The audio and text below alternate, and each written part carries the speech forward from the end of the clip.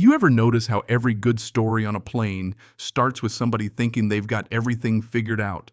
That was me, Jim Thompson, 42 chronically over-prepared professional suitcase dragger for work, and the proud owner of the world's most boring frequent flyer profile. I'm talking TSA, pre-check, always an aisle seat, meal pre-orders locked in like I'm planning a mission to the moon. You know what I mean? I learned a long time ago, you can't control the weather. You can't control whether your pilot's got a sense of humor or your neighbor snores through turbulence. But you can control the small stuff, headphones, snacks, and your own damn dinner.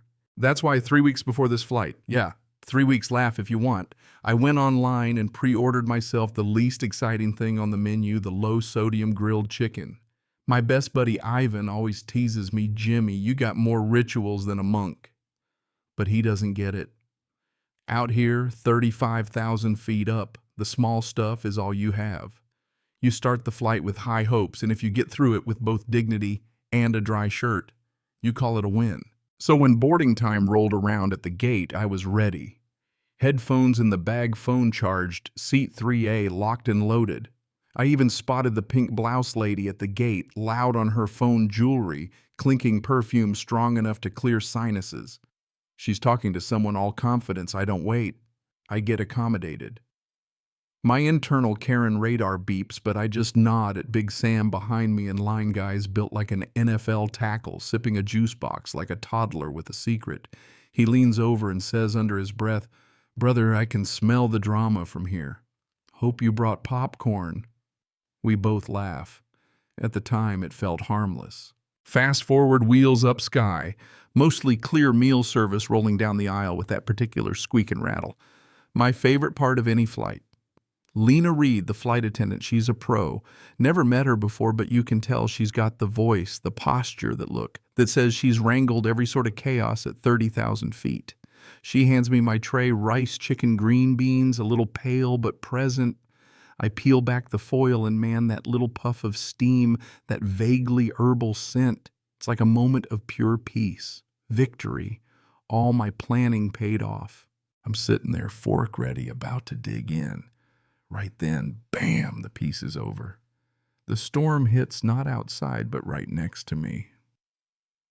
The lady in 3C, turns out her name is Karen Justice. I kid you not, like the universe has a twisted sense of humor.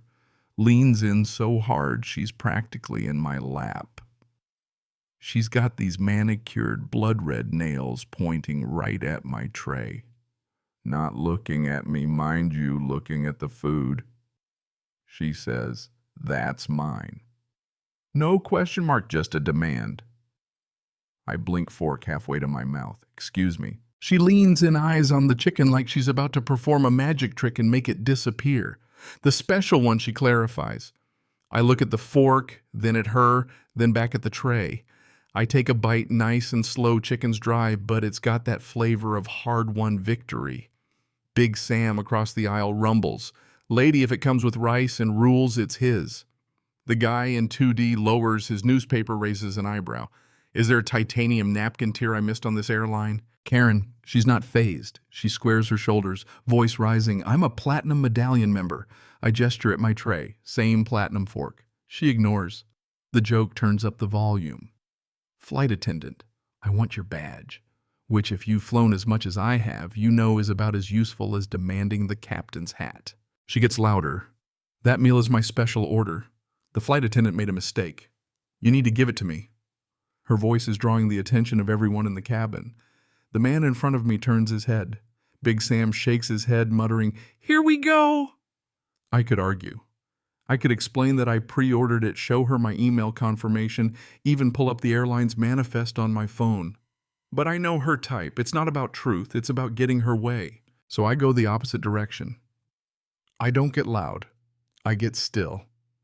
I look her right in the eye, give her the smallest, most insincere smile I can manage, and without a word stab another piece of chicken, put it in my mouth. Chew. Let the silence do the talking. She goes from demanding to thunderous, her jaws working overtime, eyes narrowing. "Are you deaf?" She snaps. That's my meal. I demand you stop and give it to me now. You ever have one of those moments where you feel a tiny spark of defiance? Like I could fold, I could apologize for nothing, or I could stand my ground. My buddy Ivan always says, never wrestle with a pig. You both get dirty and the pig likes it. Well, today I wasn't about to start a mud fight in seat 3A. Instead, I take a bite of green bean. Overcooked rubbery, still perfect. Karen is not used to being ignored. She's used to compliance. The big guy across the aisle grumbles, but he's got that glint in his eye. He's entertained now. This isn't about chicken anymore. It's about lines in the sand. She jabs her finger again, actually tapping my tray this time. The little salad dressing container rattles. Flight attendant, she shrieks siren loud. This man stole my dinner. The hook is set. The drama's going public. Lena appears calm as ever, like she's seen this movie before. She asks, is there a problem, ma'am? Karen puffs up, points at me with that red talon. This man has my meal. I ordered the special low-sodium chicken. You gave it to him by mistake. I need you to retrieve it for me. Like my tray is a purse she wants back. I sit there, fork in hand, mid-chew picture of innocence. I'm stressed, sure, but also fascinated, like watching a nature documentary on angry, overperfumed birds. Lena keeps her focus on Karen, not me. Name and seat, she asks. Karen Justice. 3C, platinum status. Lena nods, totally unfazed. Thank you. I'll check the manifest. Karen taps her foot, jewelry jangling. I keep chewing. The couple across the aisle does that slow blink stare that says, we've seen this movie. Karen pulls out her lanyard, waves it. Platinum plus ultra. Lena smiles.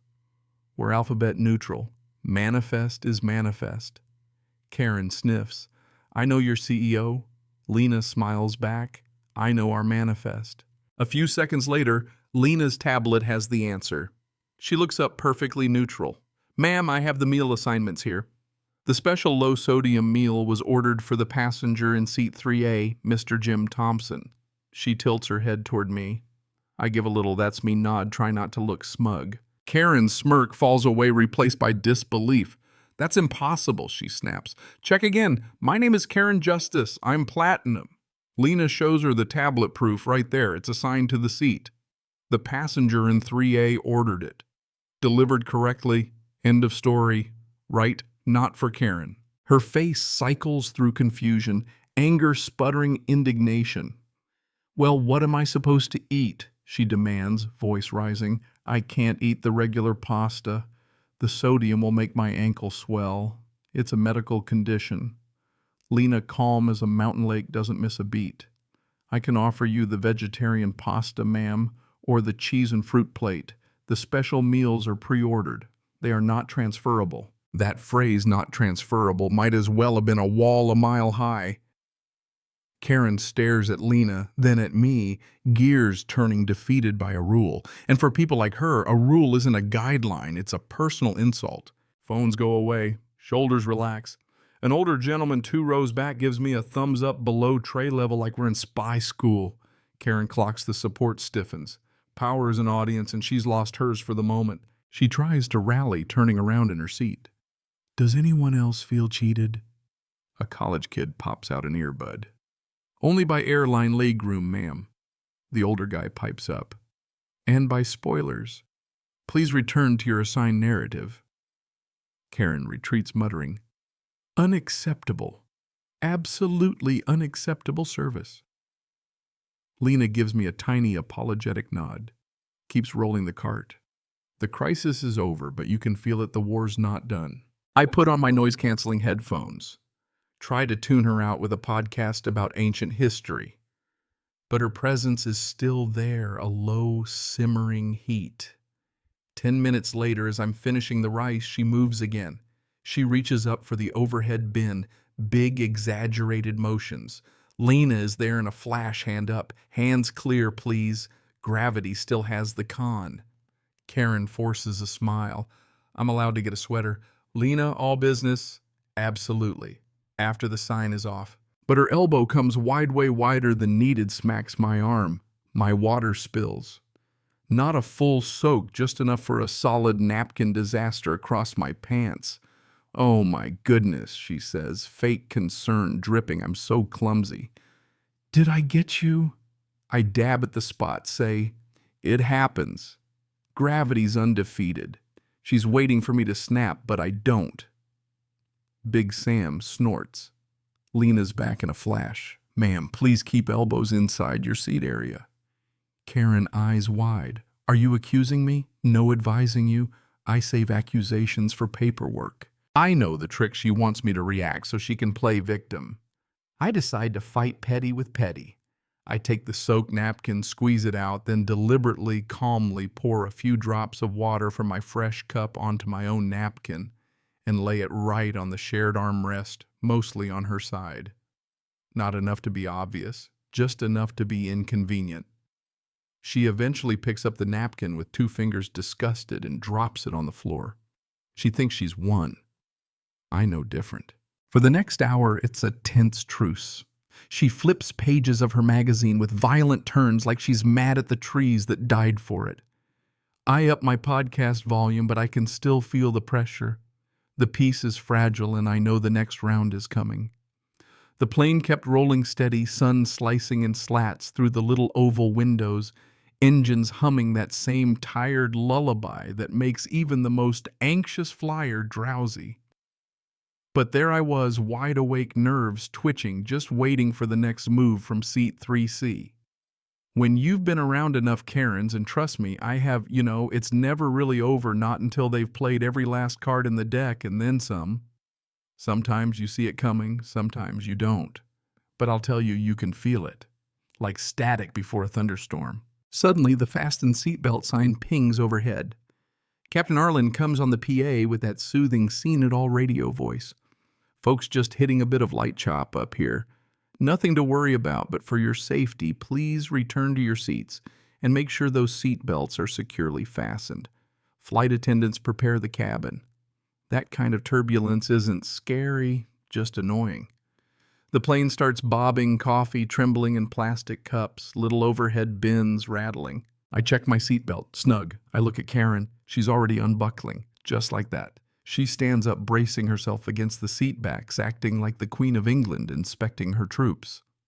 I just need to use the restroom, she announces, loud enough for half the cabin to hear, as if her needs override a captain's lawful order. Lena's at the front, securing the galley, but her head snaps up fast. Ma'am, she calls out, voice smooth but sharper. Now the captain has asked all passengers to remain seated. Karen waves her off with a dramatic sweep. I'll sit down when I'm ready. Now Big Sam across the aisle, he's not having it. For crying out loud, lady, sit down. She shoots him a look that could freeze lava, then stares at me, daring me to join in. But I know better. Never give a fire oxygen. Lena walks up the aisle, and you can see she switched into that zero-tolerance mode flight attendants keep in their back pocket for this exact kind of circus. Ma'am, I need you to take your seat immediately. You are creating a safety hazard for yourself and for others. Karen straightens, folds her arms. Voice legal now. You can't order me. The purser. Owen appears calm as a sunrise. Ma'am, per the captain's order, this is a lawful instruction. Sit now. She tries another bluff, raising her voice for the crowd. The hazard is this airline's terrible service, but Owen's face doesn't budge. Just repeats. Final warning. The plane takes a sudden, sharper jolt. Karen actually stumbles, grabs my headrest for balance, nearly jams her fist in my face.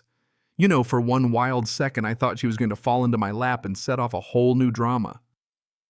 Instead, something in Lena's tone, maybe the way she says, finally cuts through Karen's armor. She plops down, buckles in with a grunt, and glares straight ahead, magazine crushed in a death grip. You'd think that would be the end, but I know the type. For people like her, defeat just means time to regroup. The turbulence dies down. The sign clicks off, and boom, she's up again. But this time she marches straight for the front. I need to see the person in charge, she proclaims, already halfway to the galley. Lena, stacking trays, steps in. Ma'am, the purser is busy with cabin duties. I am the lead flight attendant. You can speak with me. Karen brushes her aside. No, I'm done talking to you. I need a manager, the boss.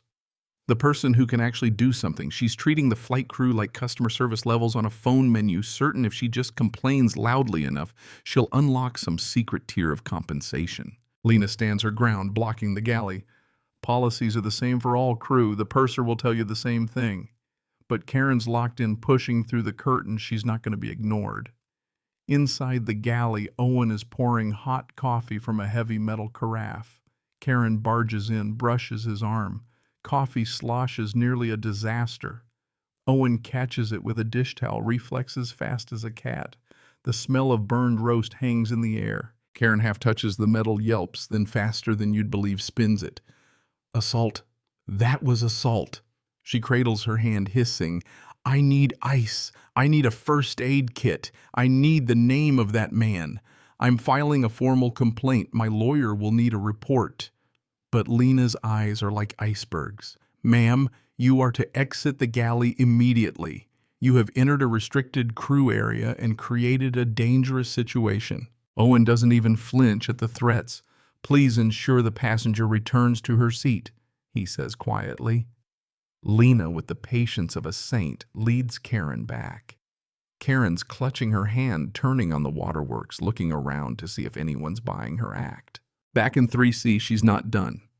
Her eyes land on my phone, which I'd been fiddling with about to text Ivan. I haven't filmed a thing, but suddenly she's pointing at me, voice shrill. And he's been filming me. He's harassing me.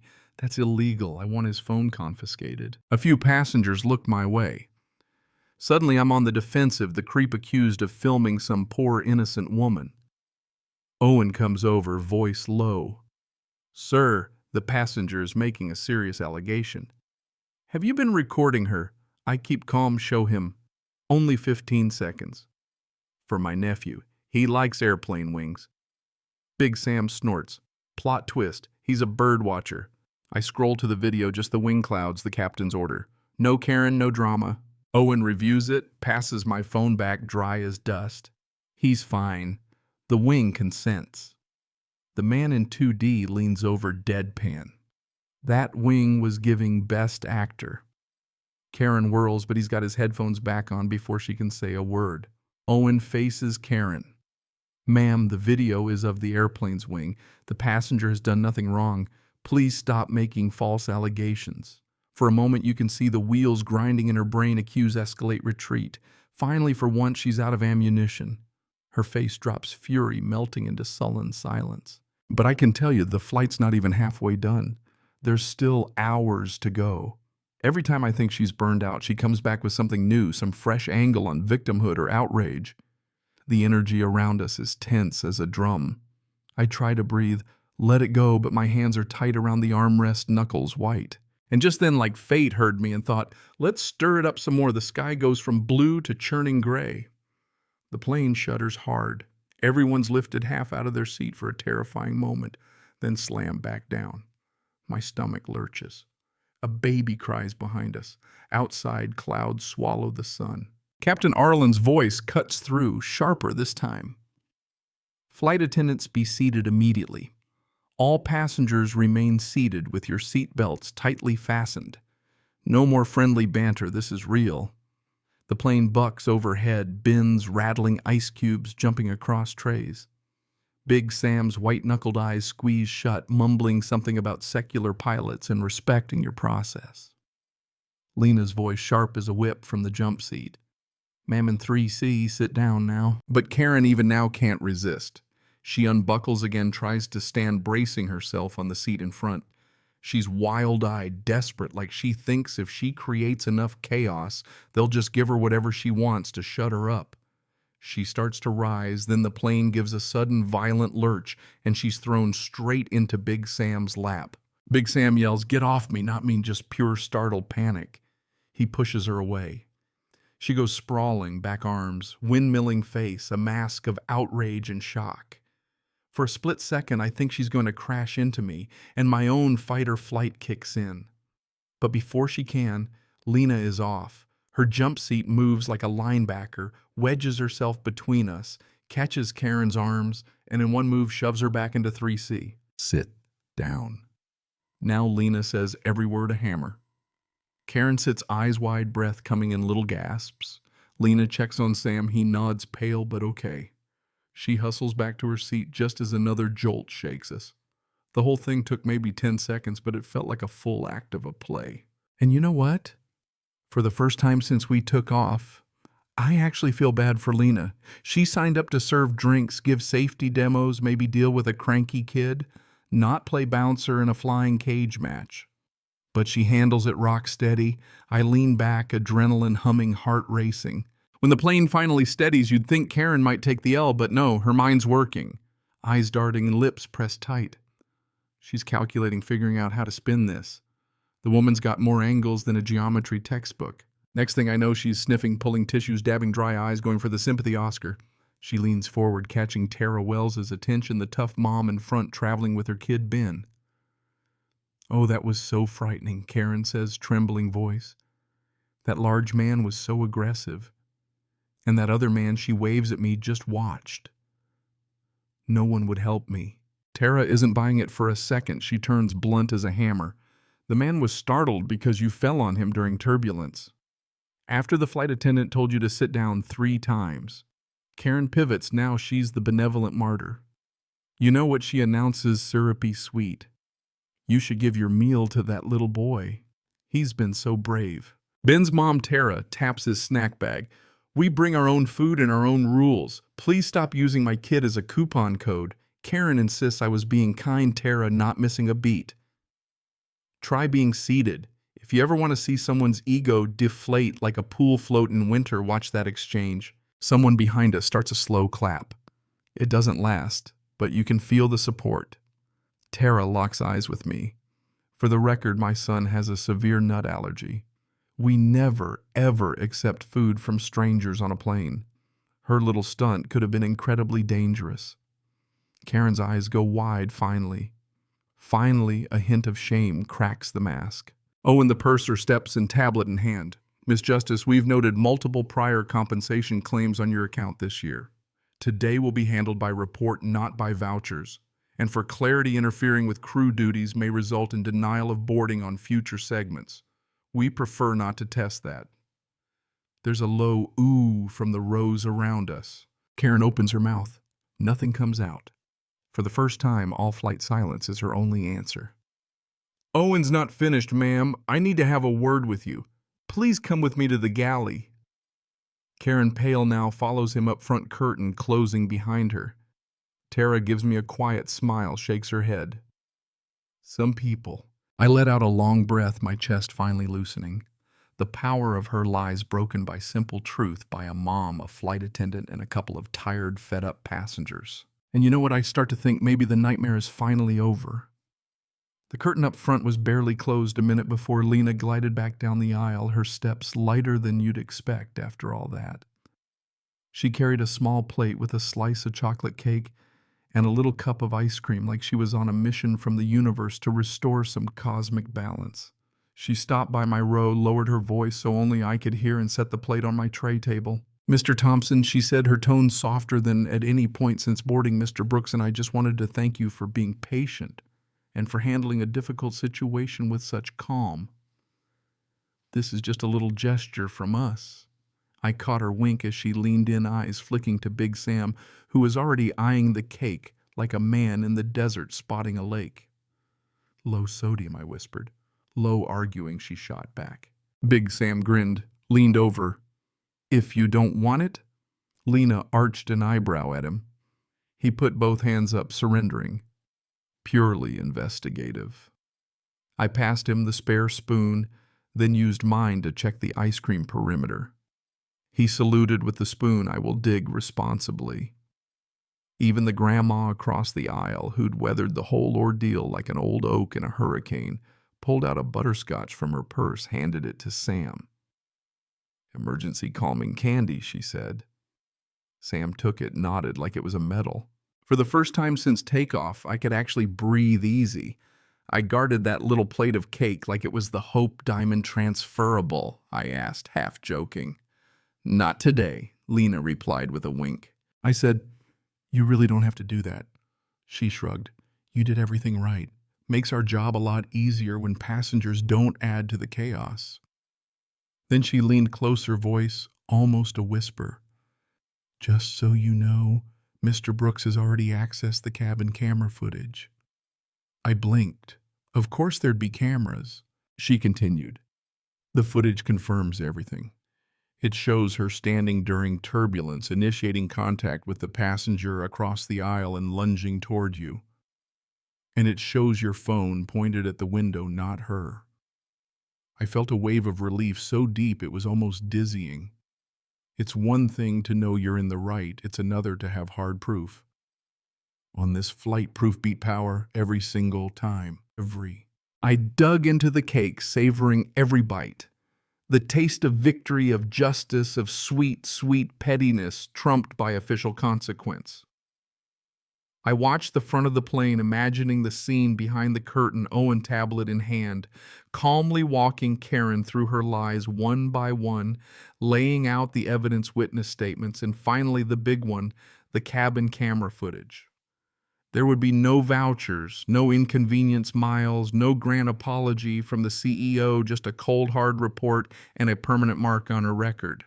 That cake, I swear, tasted better than any first-class meal. By the time Karen finally returned to her seat, the life had gone out of her. She shuffled back, eyes fixed on the floor, the weight of humiliation pressing her down. She slumped into 3C, not even bothering to meet my eye. The transformation was complete, from a howling whirlwind to a tired, crumpled leaf. The rest of the flight, honestly, you could have heard a pin drop in our section. Even the normal post-drama chatter was muted. People were spent. I thumbed out a quick voicemail to Ivan update. Small stuff escalated to medium aviation chicken. Victorious wing delivered a career-defining performance. Will debrief with fries.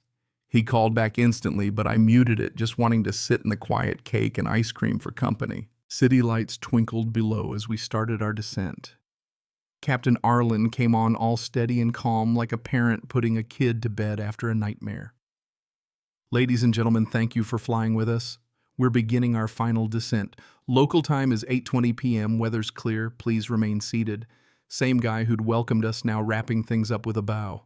As the wheels touched down, there was no applause, just a heavy, shared sigh. We all just wanted off.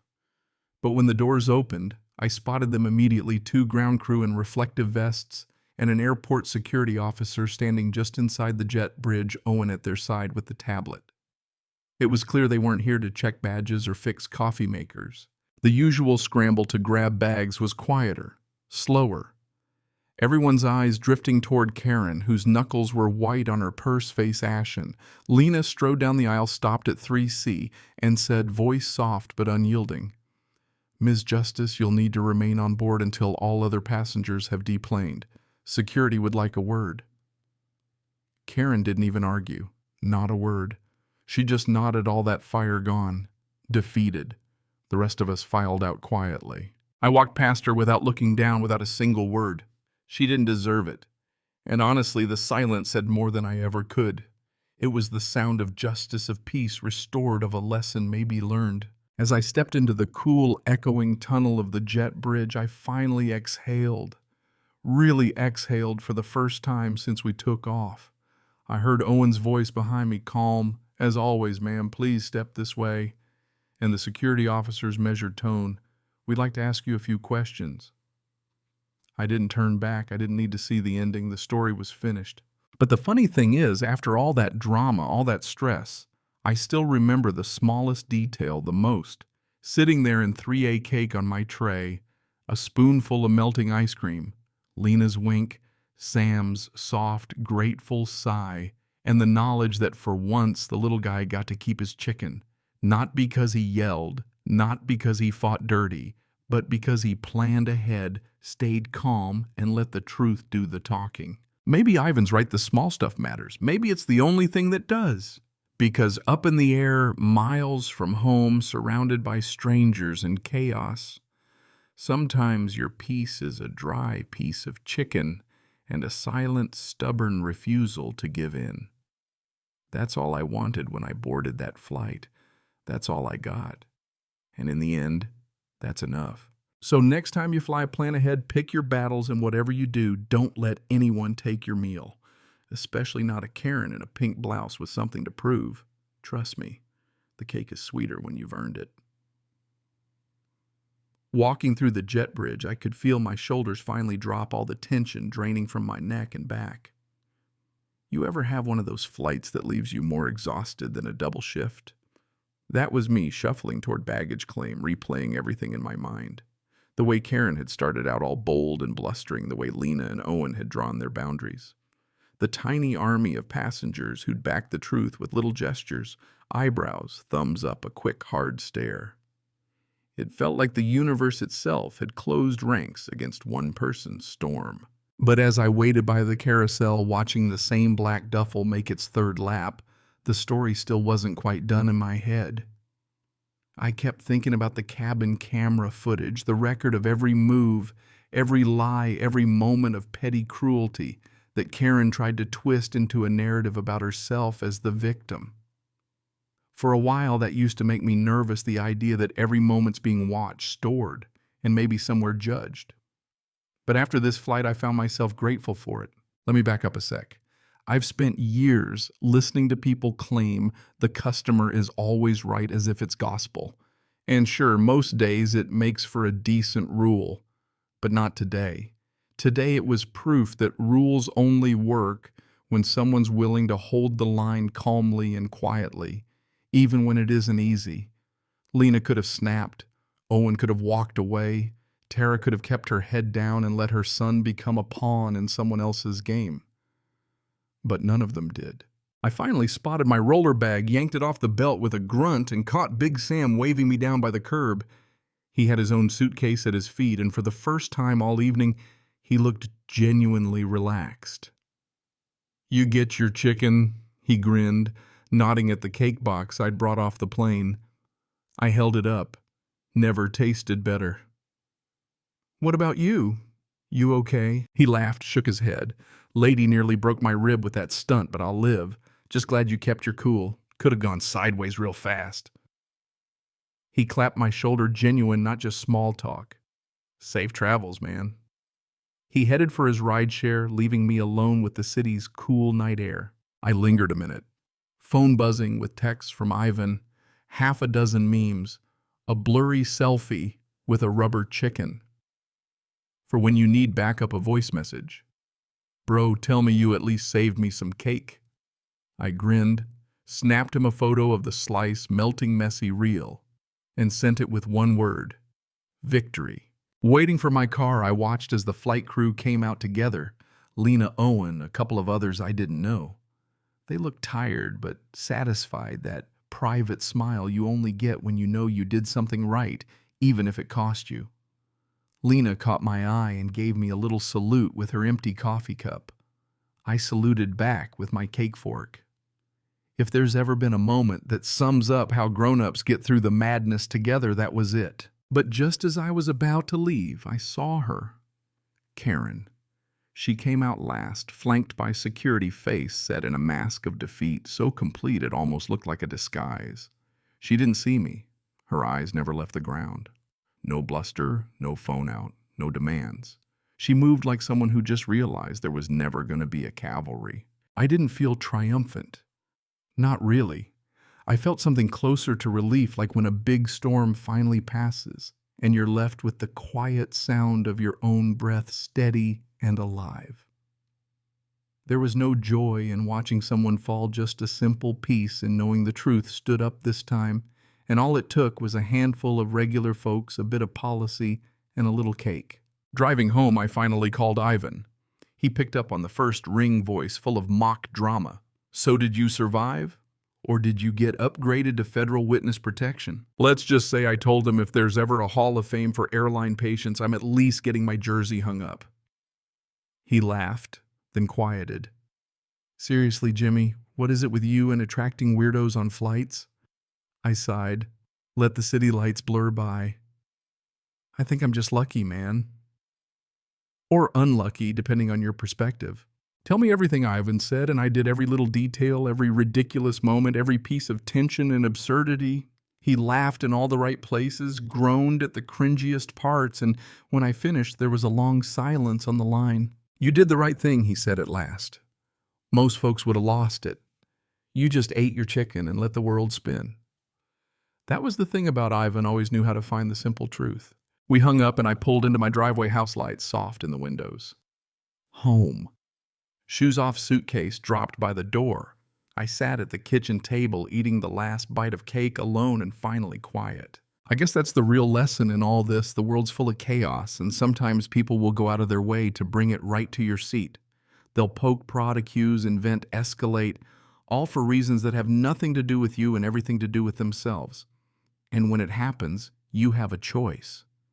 You can meet fire with fire, or you can hold your ground, stick to the facts, and let the truth and a little patience do the talking. Yeah, it's not flashy. It doesn't make the highlight reel. But sometimes it's the small victories that count the most. A quiet flight, a meal you actually ordered, the knowledge that you didn't become the thing you were fighting against. The next morning, Ivan texted, "When are we flying again?" I sent back a picture of my empty cake plate and wrote, "Only if you pre-order your own chicken." He replied, "Deal, but you're sitting in the aisle." I laughed. And for the first time in a long time, flying felt like something I could actually look forward to again. No drama, no chaos, just a seat, a snack, and maybe, if I'm lucky, a sky full of peace. You'd think that would be the end, right? Me home safe, suitcase, unpacked, leftovers in the fridge, just another bizarre travel tale to file away with all the others. But I'll be honest with you, sometimes the echoes of a day like that stick with you longer than you expect. You wake up the next morning and for a split second you almost expect to see Karen Justice at the end of your driveway demanding you hand over your morning coffee because she's platinum medallion. But of course, it's just the neighbor walking his dog, the world gone back to normal. I got an email the next day, standard airline boilerplate. "We are writing to inform you that a passenger incident occurred on your recent flight. Thank you for your cooperation. Your feedback is valued. Safe travels." I laughed. No survey, no discount code, no click here for bonus miles, just a wink from the universe like even the airline wanted to let sleeping dogs lie. Later that week, I met Ivan for burgers and fries at our regular spot. He showed up already laughing, waving a napkin in the air, "Ordered low-sodium chicken in your honor, buddy." "But they were out," said a lady in pink, took the last one. "We nearly choked on our sodas."